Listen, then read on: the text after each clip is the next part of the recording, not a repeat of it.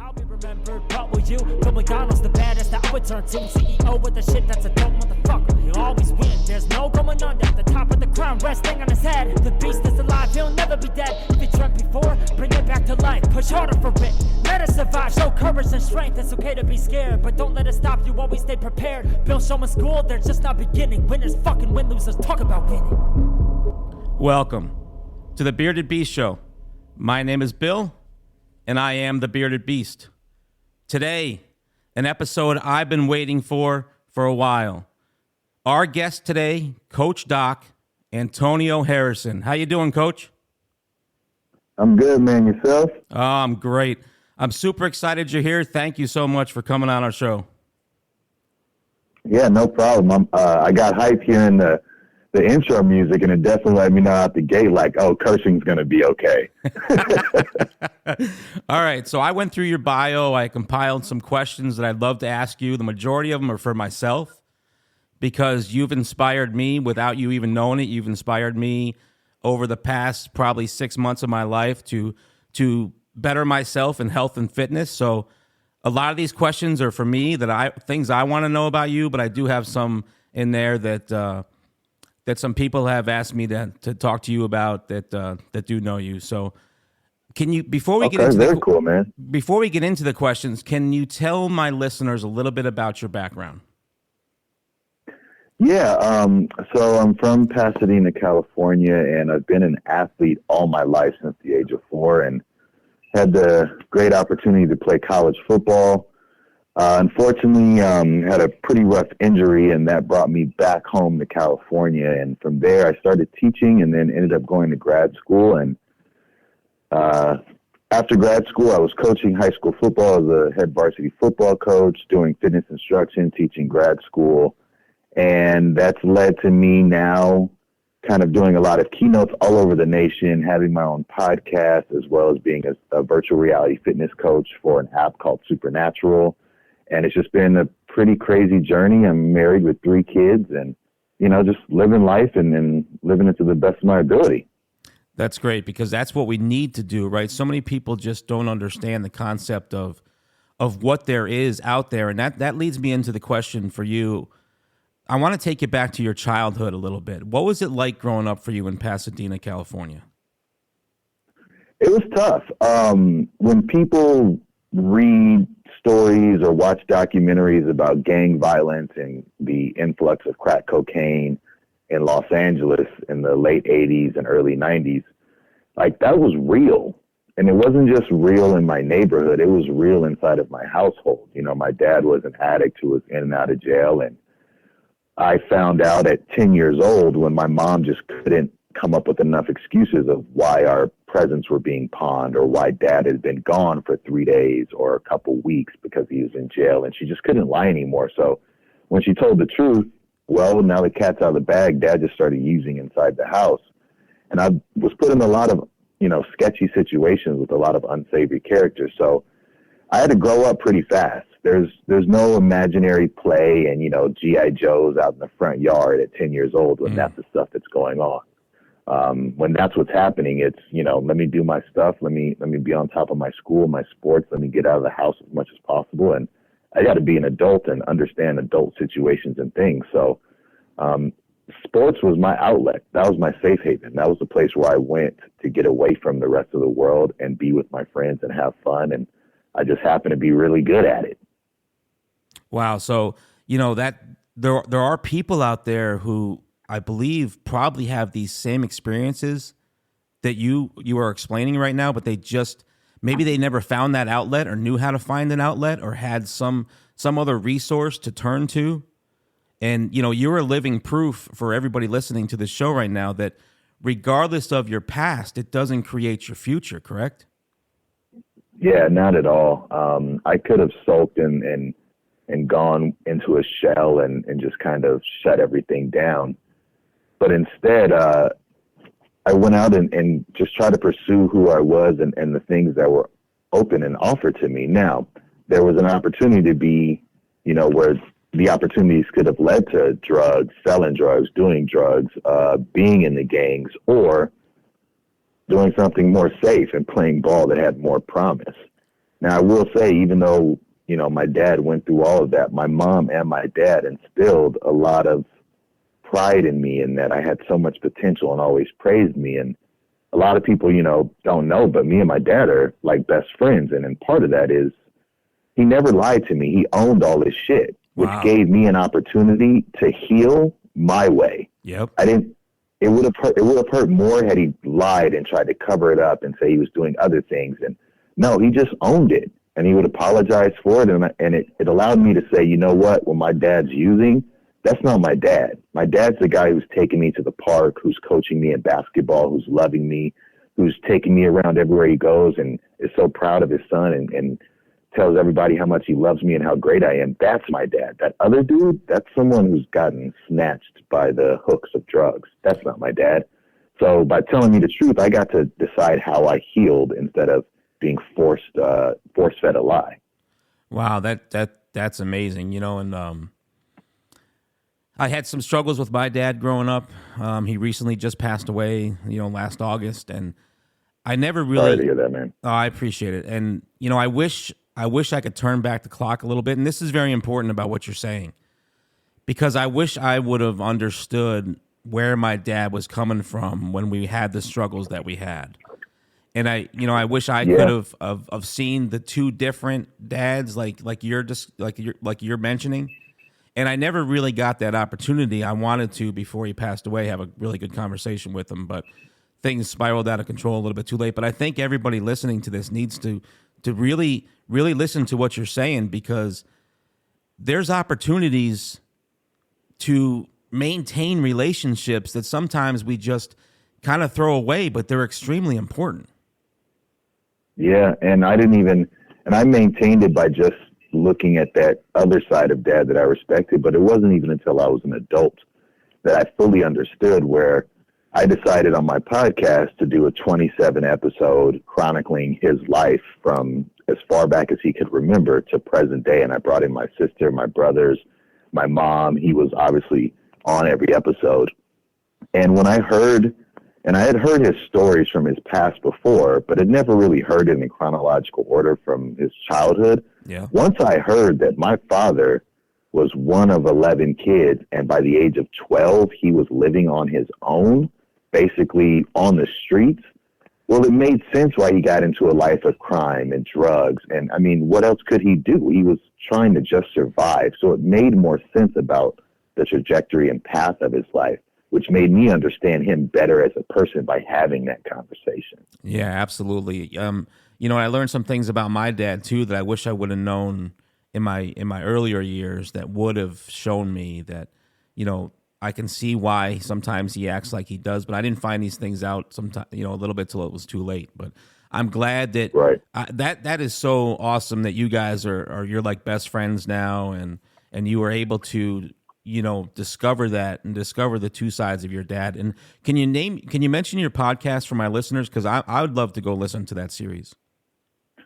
Yeah, it's called Doc's Daily Dose. You can check it out on any of the, podcast platforms. It's all out there, but it's Doc's Daily Dose. All right. I'm definitely going to check that out, because I'm really interested in hearing that series that you did with him. So let's go back to well, just to say, if you want to hear the series, you scroll all the way to the very beginning of the podcast, and the series is called Like Son, Like Father. Oh, okay. And then after the series is what I do now, which is about 5 to 10 minutes, just reflections on things that happened throughout my week that I think are lessons for folks, and also give them a little homework if they want to do it themselves. Do you do that daily, or is it weekly? It comes out every Sunday morning. Okay, perfect. All right, back to the age of 4. You said you were an athlete since the age of 4. It looks like you were a high school senior athlete of the year, college freshman athlete of the year, 4-year starter. You were a captain in college, 2-time all-conference. Yep. What were those days like? Sports was everything. I mean, I started out as a swimmer, actually, and I made the Junior Olympics when I was, I want to say 6 or 7. And that was, I loved being in the water. I just loved the water. I loved that it was all on me. But swimming's an expensive sport, and we didn't grow up with money. So, unfortunately, once we made this Junior Olympics, or I made the Junior Olympics for the swim team. Someone went and bought the club, and they refurbished the entire swimming pool and our team club, and they raised the tuition, and my parents just couldn't afford it, and they weren't willing to, help out. So I switched over to basketball, which I had been playing as well since I was 4, but then I dedicated myself gung-ho to basketball, and I loved it, and playing flag football and on into high school.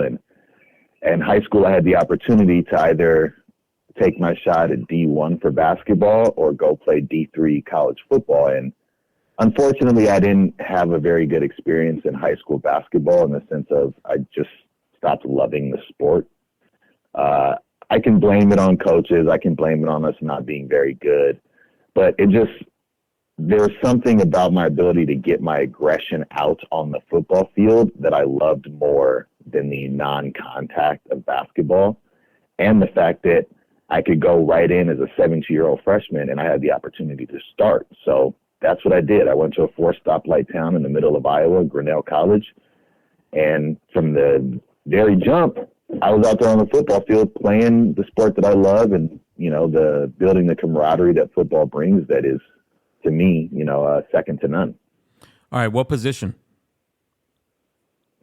In high school, I was quarterback and safety. In college, I was safety, so defense. All right, I want to flip it back to basketball for a second because I have a question that I've been going back and forth with a few of my friends now, and okay, cool. All-time great. Do you have one? Ooh. My favorite player of all time is Magic Johnson. And I will say, and I'll give my reason why I think he's the greatest basketball player ever. It's as a rookie in the NBA Finals, to go from an established all-star level point guard to where one of the greatest players, Kareem Abdul-Jabbar, goes down, and then you can go down to center and be the Finals MVP because you put the team on your back. Someone who can play every single position on the court is the truest form of basketball you can ever imagine, in my opinion. Now, is he as great as winning, 2 3-peats as Michael Jordan, or the all-time, or what was the all-time leading scorer in Kareem Abdul-Jabbar, who's got high school, college, and professional championships, or Bill Russell or Wilt Chamberlain? Maybe not. But Kareem couldn't play point. Magic or Michael Jordan, he wasn't playing center, even though he was dunking all over him. Magic Johnson not only made everyone else better, but in the moment, the biggest moment on the biggest stage for professional sports, went from one end of the spectrum at point guard all the way down to a center. And I haven't seen anyone else do that, man. All right. So do you know who my answer always is? Who? Larry Bird. Larry Bird was a bad boy. I'll give it to you.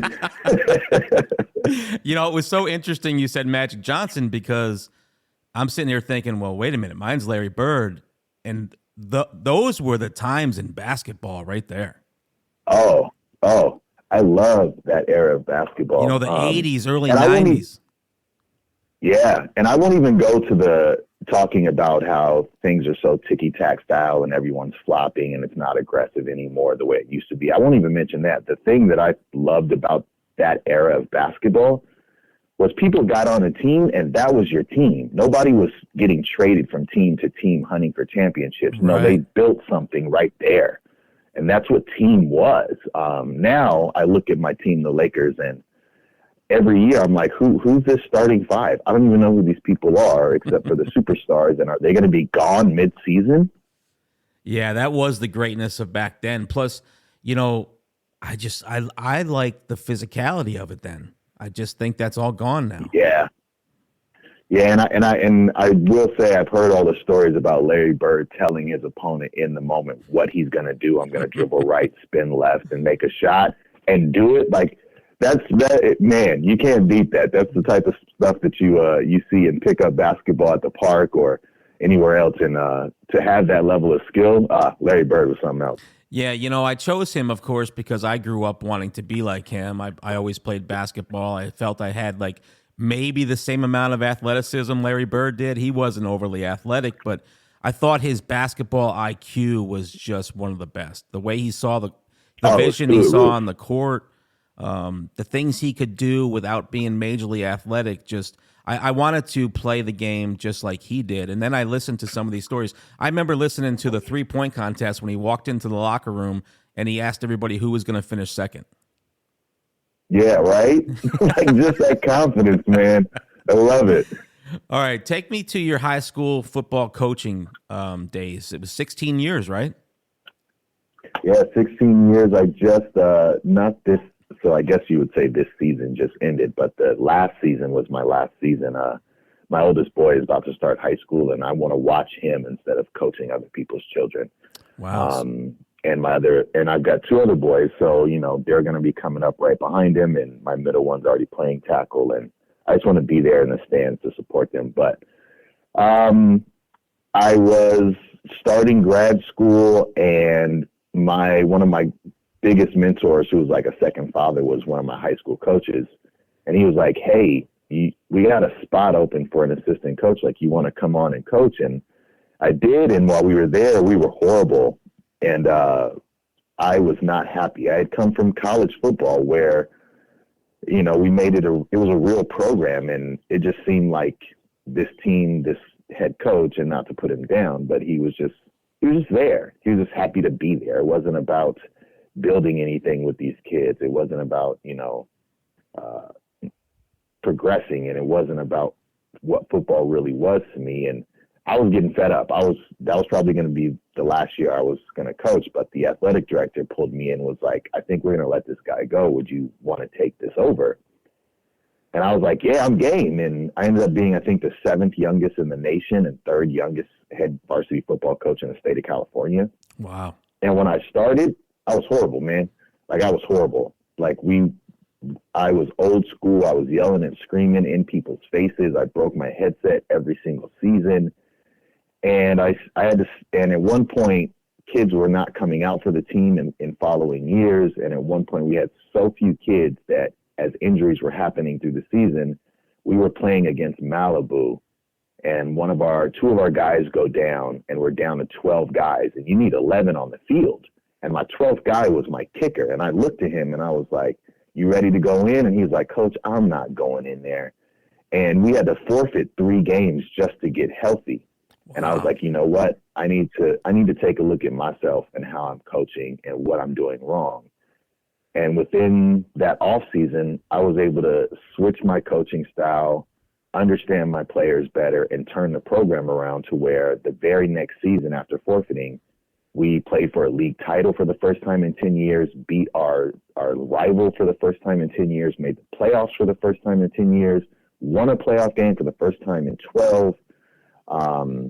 We also were the academic state champions, which meant we had the best GPA of any high school football team in the state of California. And I was named by the newspapers the LA County Coach of the Year.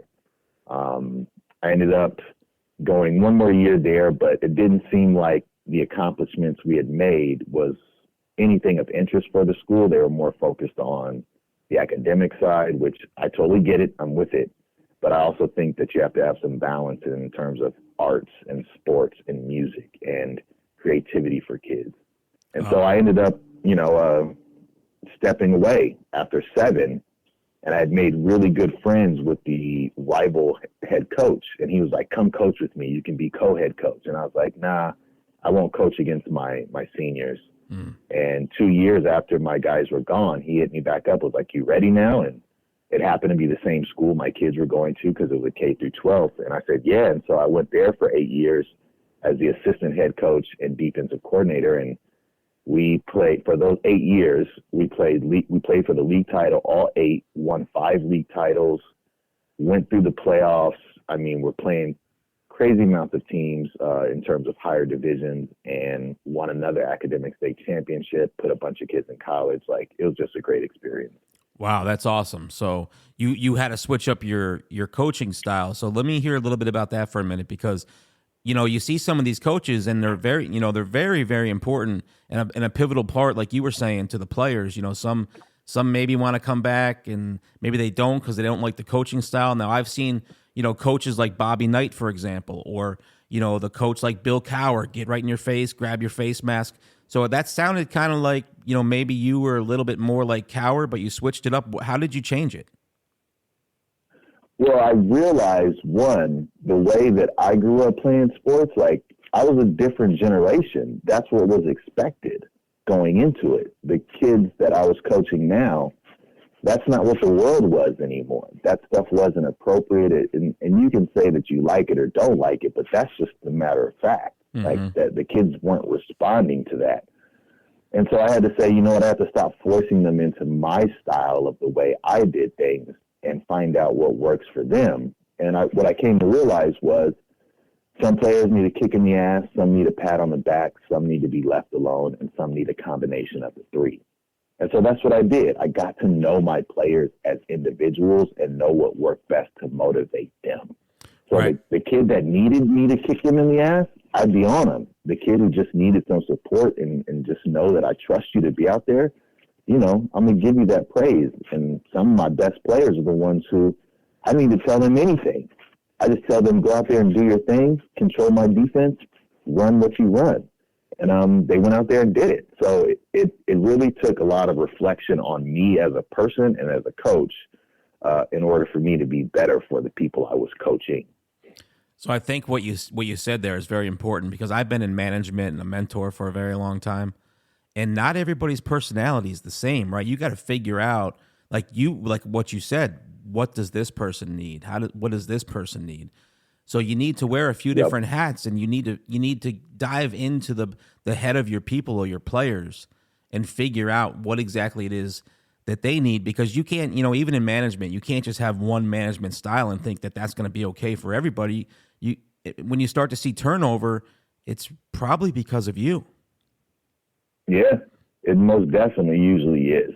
And one of the things that was the greatest thing I did was I kept my office door open.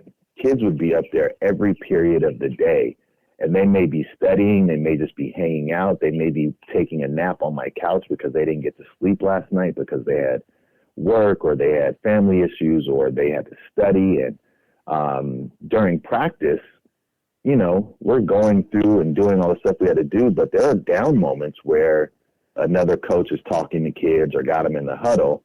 I'd be standing next to a kid, and instead of just constantly being in his ear about what he needs to do, I'll be like, hey, who are you going to prom with this weekend? Mm. Hey, I always see you reading a book. What are you reading? Oh, you like that? I'm going to bring you another one I think you might like. How's things going at home? Like, I see you getting bigger and stronger, man. You've been hitting the weight room, or like, hey, you doing okay? You seem a little sluggish. You been getting enough food today? Like, I think a lot of educators and coaches have to realize, like, yes, our job is to provide that skill set and provide that information and knowledge, but our first job is to understand who they are as people. Yeah. Like that kid in class who's sleeping through your class, it may not be because he doesn't like you or thinks your class is boring. It may be because after school, he's got to go to a second job to help his parents pay the rent, and he's exhausted.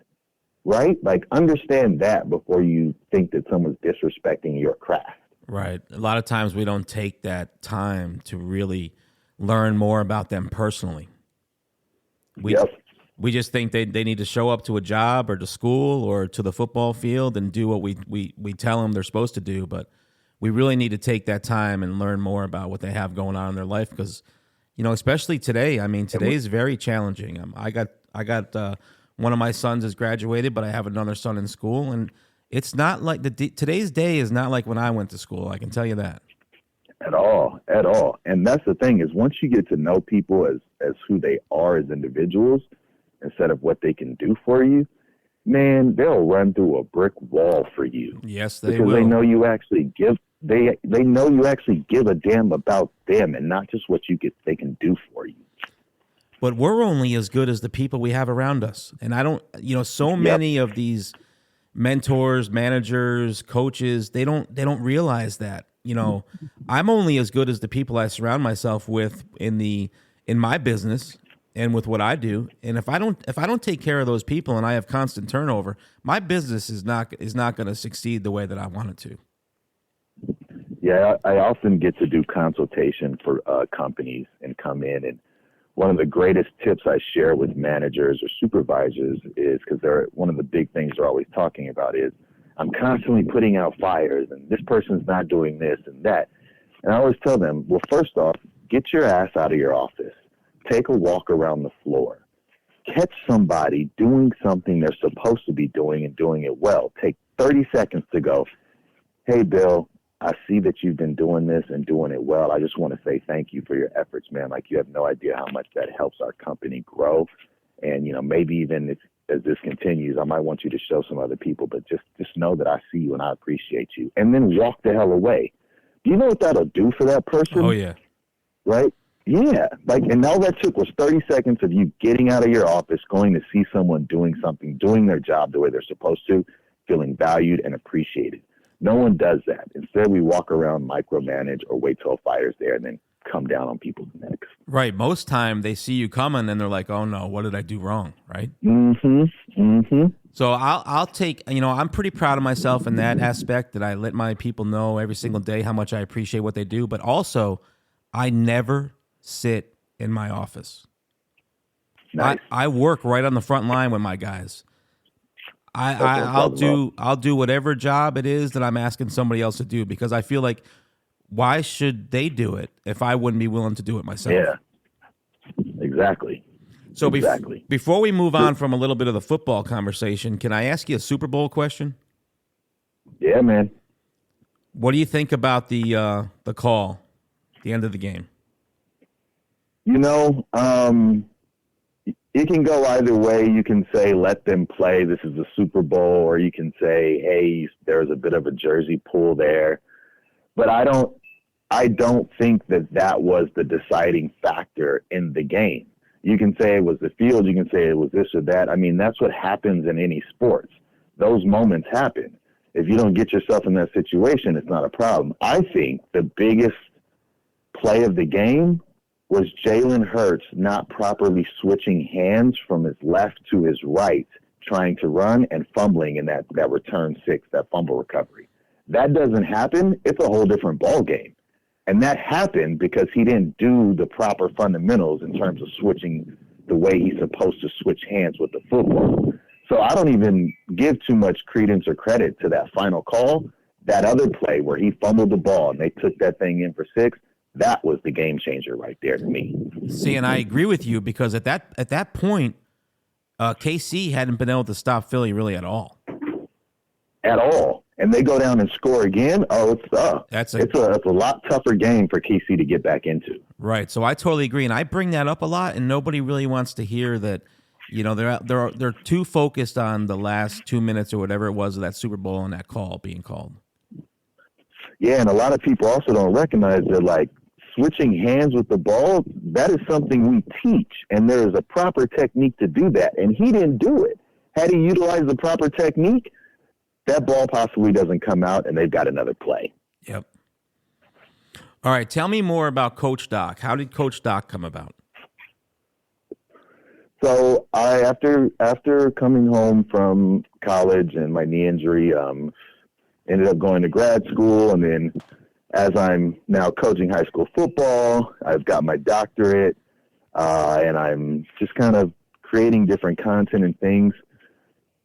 I realized, I wanted to kind of have I don't want to say a persona, but I wanted a name for myself outside of Antonio because of all the different things I do. And Coach Doc just kind of fit because I was a coach, but I was also a doctor, and I wasn't the typical PhD who does what everyone else does. So I just created Coach Doc, and that's what I came up with. And I've ran with it ever since. And once I got the opportunity, so I use it for podcasts, I use it for blogs and YouTube channels. And then once I got the opportunity to be in VR fitness, and they're like, well, so do you want just to be Coach Antonio? And I was like, no, can we use Coach Doc? And they're like, yeah, sure. And so, now it's becoming bigger than I ever imagined. I love it, man. And I'm not going to mention that virtual fitness program, but Coach Doc is my favorite. I appreciate you, brother. Hey, does Coach Doc believe in the law of attraction? I do, but not in the way that I think other people do. I don't think that you can sit around and just visualize or repeat mantras and hope that things just fall in your lap. You got to do some work, I think right? that, yeah, you got to put in the actionable steps, right? Like, yes, I can visualize, I can do the mantras, but then I have to go out and do the things and see the opportunities being brought to me. I can't just sit on my couch, eat a bunch of pizza, and wish for $1 million, right? Like, I need to go do something. And with those visualizations, those mantras, what they do is make you more aware and open to the things that are coming your way when you're out there doing things. Your eyes are open, your ears are open, your heart's open. And that's where you start to attract things. And I do believe that, energy, frequency, vibration of what you're putting out comes back to you. And that's in part because you're putting it out and it's coming back to you, but also in putting it out, it's really hard for negative energy to be around a bunch of positive energy. It can't live. So you're not around it yourself. You just focus on the things that you're trying to do. So I do believe in it. Just I go the extra step of action to that. Yeah, and I love what one of my mentors always says. Ed Milet's his name, and he always says that you can't achieve what you don't believe. Right. So until we believe that we can actually do something, our chances of achieving it are probably slim. And the other part of it too, I think, is patience, man. We live in such an instant gratification world. We want everything right now, right now, right now. I was just in Florida giving a talk at a leadership summit, and I was talking to this young lady who's got this vision and a bunch of different entrepreneurs who want to make everything happen now. And I was telling them, I published my first scientific article in 2013. It's 2023, and I'm being asked to talk about that stuff now, 10 years later. By 2014, had I go, oh man, no one cares about this, I'm gonna stop doing my thing and just switch gears, I wouldn't have been up there yet. I wouldn't have been up there the other day, right? So I just kept doing what I was doing and believing in what I believed in and what I felt I should be doing, and kept going that direction. And it unfolded, not on my time, but on the time that it was supposed to. Yes, and I always tell people to be aggressively patient, right? Yes. So don't just be patient and sit around and think it's going to fall in your lap. You still have to be aggressive and go after the things that you want, but you have to be patient knowing it's not going to happen tomorrow. It's going to take time. I mean, businesses, whatever it is you're trying to achieve, they take time. And the first, you know how many businesses start and they fail, right? Start and they fail. Yep. But it's through the failures that we actually learn the most. Very much so. And you see all the examples of the people who end up getting, I won't say lucky, but end up having things fall in their lap or opportunities come immediately. Let's just take a lotto winner. All of a sudden, you went from having no money to having $300 million. They're in bankruptcy within 3 years. Yeah, because they didn't put in the work. Right. They didn't know what it took to get there, and they didn't know what how to handle it once they got it. Exactly. All right, I got a couple questions left for you. If you could have one superpower, what would it be? Ooh, one superpower. So this is going to sound kind of ridiculous, and maybe it's similar to Thanos' power, but I would want the power of destruction because it would require the discipline not to. Wow. That's pretty deep. I like that answer. Yeah. Yeah, I thought I've been asked this question before, and I gave it real thought. And I want the power to be able to destroy any possible thing. I'm a true believer in, I'm peaceful because I'm capable of violence. Wow. Right. I'm not peaceful in the sense that I'm weak and that I can't. I'm peaceful by choice. Wow, that's awesome. I love that answer. All right, if you could give me a favorite memory, what would it be? Favorite memory? Anything in the world? Yep. Oof. Favorite memory. Is it your football days, school days, podcast with your dad? No, I won't say that there's a very specific memory that stands out. I'll say it's something that unless you've experienced it, you won't understand it, and it's happened multiple times for me. And that is when you're playing in a football game and you hear the crowd roaring, the ball snapped, and all of that noise dies down, and you're locked in and focused, and you're seeing all this movement slow down in front of you. The ball's thrown, and as the receiver catches it, you just hear a crash of pads and light this guy up. And in that moment, you hear a gasp like, and then it gets dead silent from their side cheering to your side erupting. That, like, just describing that gave me chills all over my body right now. I was just going to tell you the same thing. You gave me chills. Like, I wrote a paper on that in college, and like that thing to me was just like, you could just feel the switch of emotions, intensity, and you just feel in that moment that you are the most unstoppable force on the planet. You know, when you were saying that, I had this whole vision. It was like I was watching a real football game. When you were telling me this, when you were telling me what you just told me, I heard the crowd. Then everything went silent, and I watched the whole play develop right in front of me. It's the best feeling ever. It's the thing I was known for because, like I'm not some people think I'm a bigger dude or muscular, but like I don't consider myself a big guy, but that was what I was known for in football was I would take your head off.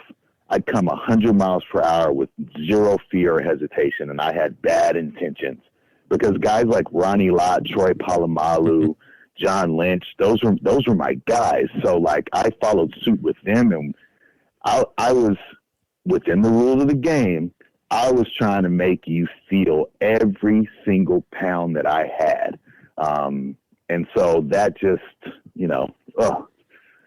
that's my moment. That's the thing that I love. I was going to mention those players before you said their name. Yeah, Sean Taylor.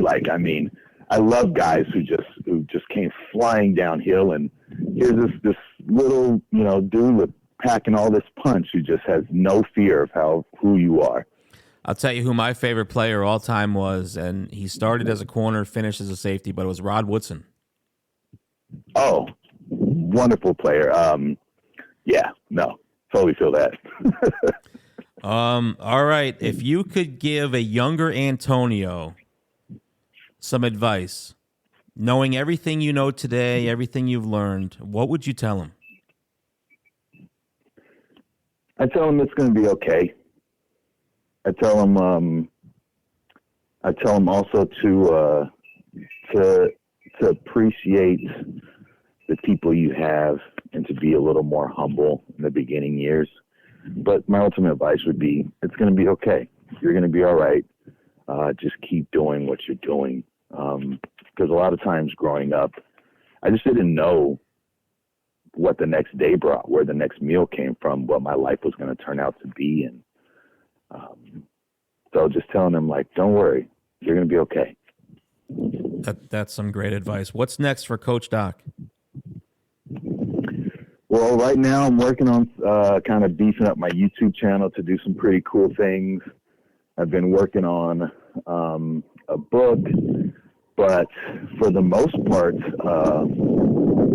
I'm pretty happy with where things are in my life, and my kids again getting older and just being there and being a part of their life with my family. But I think my ultimate driving vision at the end of the day is I want to buy a huge plot of land and build homes all over the land for each one of my family members, far enough away on the land so that you can't see house to house, but close enough that you can take a golf cart from one house to the other and all meet up for Sunday dinner. So that's my big vision that I want, in my life. That's good stuff. Well, Coach Antonio, Coach Doc, I appreciate you coming on the show. Thank you for sharing all your wisdom and your advice with all my listeners. Would there ever be a chance we could get you back on? Oh, anytime, man. I love chopping it up, and I'd greatly appreciate you having me. So anytime you want to talk again, you just let me know, whether it's me, sports, work, doesn't even matter. I live for these moments, and I'm a firm believer that relationships are everything. So I put all my currency in people. Everything. Yes, I agree with you. Relationships are everything. If we ain't got relationships, what do we got? Right. All right, my friend. Well, I appreciate you coming on the show, and I wish you the best of luck, and I will be in touch. I'd love to have you back on. Thank you, man. I appreciate you. Have a great day. You too. I'll be remembered, what will you? Bill McDonald's the baddest that I would turn to. CEO with the shit that's a dope motherfucker. He'll always win, there's no going under. The top of the crown resting on his head. The beast is alive, he'll never be dead. If he dreamt before, bring it back to life. Push harder for it, let us survive. Show courage and strength, it's okay to be scared, but don't let it stop you, always stay prepared. Build someone's school, they're just not beginning. Winners fucking win, losers talk about winning.